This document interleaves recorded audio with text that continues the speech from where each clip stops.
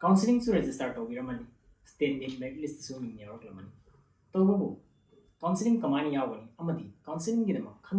khangdaba chanangnaba kaya soyinamaki yaramni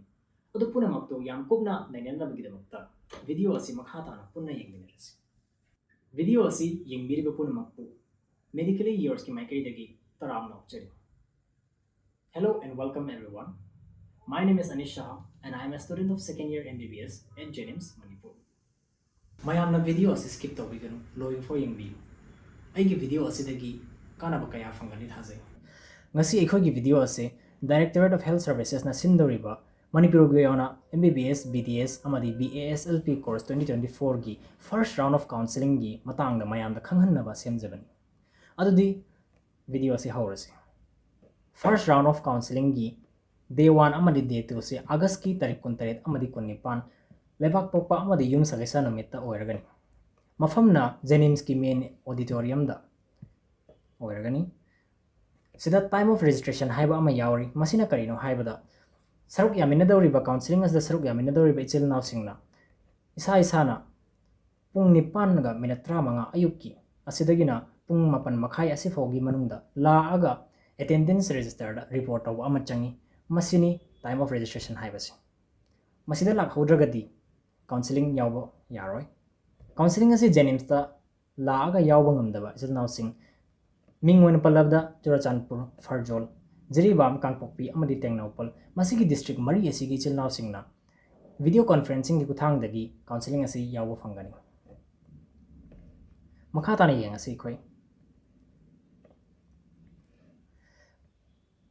counseling day 1 asida kana kana bu kauri haibase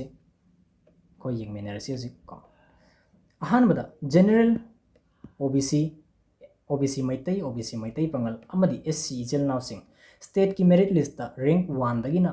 400 फोगी मनुंग चलगदी counselling असी यावबा लाक्पी यागनी ST इचल नावसिंग ना स्टेट मेरिट लिस्ट रैंक 1 दगिना 95 फोगी मनुंग लेरगदी सुंगसोय सोयदना दम काउंसलिंग असी यावबा लाक्पी लेमहोरिबा कैटेगरी मरी मिंग ओइना पल्लबदा OBC तेली Nepali Children of Armed Forces personnel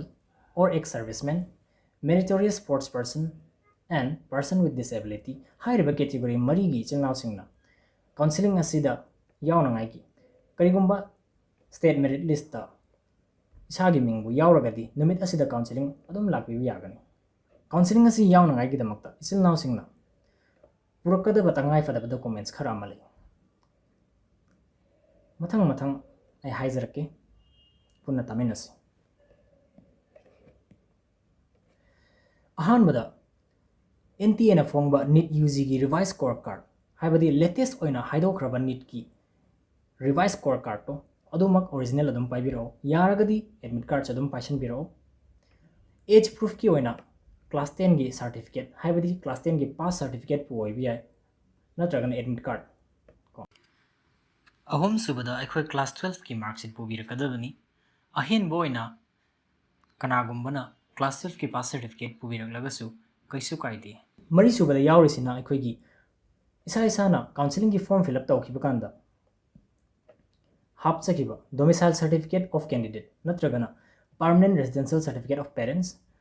अदु नत्रगना गवर्नमेंट की एम्प्लॉयमेंट सर्टिफिकेट ऑफ पेरेंट्स अहुम सिदा इसा इसागी चानाजबा अखोना हापखिबा डॉक्यूमेंट अमम पाइबिरकदबनी सुबदा येंगसी करिगुम्बा इचल नावसिंगना OBC मैतई पंगल SC और ST दबु चिंगगदी काउंसलिंग असिदा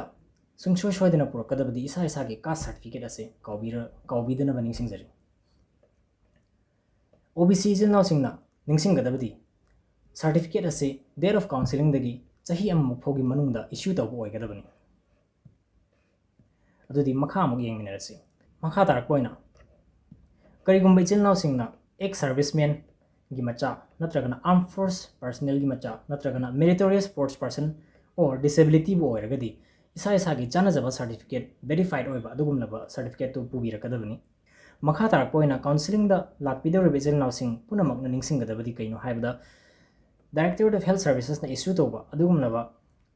एनरोलमेंट सर्टिफिकेट और एडमिट कार्ड के फॉर्म द पीबा अदुगुमबा सर्टिफिकेट असे सुंगसोय सोयदना पाइबिरकदबनी मसी रिपोर्ट तौबदा चंगी अदुगा पासपोर्ट साइज फोटोग्राफ ती तंगाई फदना ꯑꯍꯨꯝꯗꯤ ꯁꯨꯡꯁꯣꯏ ꯁꯣꯏꯗꯅ ꯄꯨꯕꯤꯔꯛꯄ ꯇꯥꯔꯦ ꯀꯥꯎꯟꯁꯤꯂꯤꯡ ꯌꯥꯎꯒꯗꯧꯔꯤꯕ ꯏꯆꯤꯜ ꯏꯅꯥꯎꯁꯤꯡꯅ ꯅꯤꯡꯁꯤꯡꯒꯗꯕꯗꯤ ꯀꯩꯅꯣ ꯍꯥꯏꯕ ꯀꯥꯟꯗ ꯑꯩꯈꯣꯏ ꯐꯥꯔꯁ ꯔꯥꯎꯟ ꯑꯣꯐ ꯀꯥꯎꯟꯁꯤꯂꯤꯡꯁꯦ ꯇꯥꯔꯤꯛ 23 ꯑꯃꯗꯤ 19 ꯑꯁꯤꯗ ꯌꯥꯎꯍꯧꯗꯕ ꯇꯥꯔꯒꯗꯤ ꯃꯈꯥ ꯇꯥꯅ ꯁꯦꯀꯦꯟ ꯔꯥꯎꯟꯗ ꯌꯥꯎꯕꯒꯤ ꯏꯂꯤꯖꯤꯕꯜ ꯑꯣꯏꯔꯣꯏ ꯑꯗꯨꯅ ꯐꯥꯔꯁ ꯔꯥꯎꯟ ꯑꯣꯐ ꯀꯥꯎꯟꯁꯤꯂꯤꯡ ꯑꯁꯤꯗꯤ ꯀꯔꯤꯒꯨꯝꯕ ꯍꯦꯜꯊ ꯗꯥꯏꯔꯦꯛꯇꯣꯔꯦꯠꯅꯕꯨ ꯏꯁꯥꯒꯤ ꯔꯦꯡꯛ ꯑꯁꯤꯒꯤ ꯃꯇꯨꯡ ꯏꯟꯅ ꯀꯧꯕꯤꯔꯛꯄ ꯇꯥꯔꯒꯗꯤ ꯁꯨꯡꯁꯣꯏ ꯁꯣꯏꯗꯅ ꯂꯥꯛꯄꯤꯌꯨ BDS ꯑꯃꯗꯤ BASLPꯒꯤ ꯁꯤꯠ ꯂꯧꯅꯤꯡꯕ ꯏꯆꯤꯜ ꯏꯅꯥꯎꯁꯤꯡꯅ ꯑꯍꯥꯟꯕ ꯅꯨꯃꯤꯠ ꯇꯥꯔꯤꯛ 23 ꯑꯁꯤꯗ ꯀꯧꯔꯛꯇꯦ ꯍꯥꯏꯕꯒꯤ ꯄꯥꯈꯠꯄ ꯊꯝꯕꯤꯒꯅꯨ ꯀꯩꯒꯤꯅꯣ ꯍꯥꯏꯕꯗ ꯃꯃꯥꯡꯗ ꯍꯧꯈꯤꯕꯗ ꯑꯩꯈꯣꯏꯅ ꯊꯦꯡꯅꯖꯈ꯭ꯔꯦ ꯑꯍꯥꯟꯕ ꯅꯨꯃꯤꯠ ꯑꯁꯤꯗ ꯀꯧꯗ꯭ꯔꯒꯁꯨ ꯃꯊꯪꯒꯤ ꯅꯨꯃꯤꯠ ꯑꯩꯈꯣꯏꯅ ꯍꯟꯗꯛꯀꯤ ꯑꯣꯏꯅꯗꯤ ꯇꯥꯔꯤꯛ 19 ꯑꯁꯤꯗ ꯁꯨꯡꯁꯣꯏ ꯁꯣꯏꯗꯅ ꯀꯧꯔꯛꯀꯅꯤ ꯍꯥꯏꯕꯒꯤ ꯊꯥꯖꯕ ꯂꯩ ꯍꯧꯖꯤꯛ ꯑꯩꯈꯣꯏ ꯀꯥꯎꯟꯁꯤꯂꯤꯡ ꯀꯃꯥꯏꯅ ꯌꯥꯎꯒꯅꯤ ꯍꯥꯏꯕꯗꯨ ꯌꯥꯝ ꯀꯨꯞꯅ ꯅꯩꯅꯈ꯭ꯔꯦ ꯇꯧꯕꯕꯨ ꯀꯥꯎꯟꯁꯤꯂꯤꯡꯒꯤ ꯃꯇꯥꯡꯗ ꯁꯤꯠ ꯗꯤꯁꯇ꯭ꯔꯤꯕ꯭ꯌꯨꯁꯟ ꯑꯃꯗꯤ ꯔꯤꯝꯁꯇ ꯀꯅꯥꯅ ꯐꯪꯒꯅꯤ ꯖꯦꯅꯤꯝꯁꯇ ꯀꯅꯥꯅ ꯐꯪꯒꯅꯤ ꯑꯃꯗꯤ CMCꯅ ꯀꯅꯥꯅ ꯐꯪꯒꯅꯤ ꯑꯃꯗꯤ URꯗ ꯖꯦꯅꯔꯦꯜꯗ OBC ꯃꯩꯇꯩꯗ OBC ꯃꯩꯇꯩ ꯄꯥꯡꯒꯜꯗ SC STꯒꯤ ꯁꯤꯠꯅ ꯀꯅꯥꯅ ꯂꯧꯒꯅꯤ ꯍꯥꯏꯕꯆꯤꯡꯕ ꯄꯨꯝꯅꯃꯛꯇꯣ ꯌꯥꯝ ꯗꯤꯇꯦꯜ ꯑꯣꯏꯅ ꯃꯌꯥꯝꯗꯒꯤ ꯇꯣꯞ ꯇꯣꯞꯅ ꯈꯟꯅꯅꯕꯒꯤ ꯚꯤꯗꯤꯑꯣ ꯑꯃ ꯁꯦꯝꯖꯔꯛꯀꯦ ꯃꯌꯥꯝꯅ ꯁꯨꯡꯁꯣꯏ ꯁꯣꯏꯗꯅ ꯌꯦꯡꯕꯤꯌꯨ ꯀꯥꯎꯟꯁꯤꯂꯤꯡ ꯌꯥꯎꯔꯒ ꯁꯤꯠ ꯐꯪꯂꯕ ꯏꯆꯤꯜ ꯏꯅꯥꯎꯁꯤꯡꯅ ꯑꯦꯗꯃꯤꯁꯟ ꯀꯃꯥꯏꯅ ꯇꯧꯅꯤ ꯀꯣꯂꯦꯖꯇ ꯀꯃꯥꯏꯅ ꯆꯪꯏ ꯑꯗꯨꯒꯨꯝꯕ ꯂꯨꯈ꯭ꯔꯕ ꯁ꯭ꯇꯦꯞ ꯃꯌꯥꯝꯁꯤꯡꯗꯨ ꯄꯨꯟꯅ ꯈꯪꯃꯤꯟꯅꯅꯕꯒꯤꯗꯃꯛꯇ ꯚꯤꯗꯤꯑꯣ ꯑꯃꯁꯨ ꯁꯦꯝꯖꯔꯛꯀꯦ ꯃꯈꯥ ꯇꯥꯕ ꯑꯣꯏꯅ ꯑꯗꯨꯁꯨ ꯁꯨꯡꯁꯣꯏ ꯁꯣꯏꯗꯅ ꯌꯦꯡꯕꯤꯌꯨ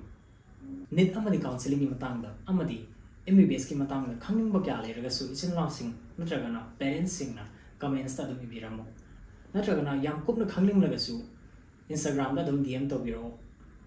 ꯗꯤꯁꯀ꯭ꯔꯤꯞꯁꯟꯗ ꯂꯤꯡꯛ ꯍꯥꯞꯆꯔꯝꯒꯦ